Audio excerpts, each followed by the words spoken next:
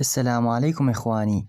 اليوم معكم في الدرس راح أشرح لكم الاتجاهات باللغة الفارسية، بس للعلم أنه الاتجاهات بالفارسي والعربي نفس الشيء. تمام؟ شمال شمال شمال تعني الشمال. جنوب جنوب جنوب تعني الجنوب. شرق شرق تعني الشرق. غرب غرب غرب تعني الغرب أو غرب.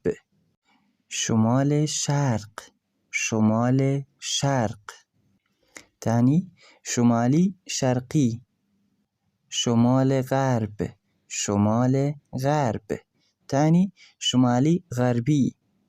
جنوب غرب جنوب غرب تعني جنوبي غربي.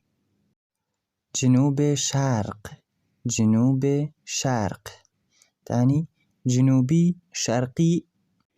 إخوان لا تنسوا متابعة حسابي في اليوتيوب مامة صلاح.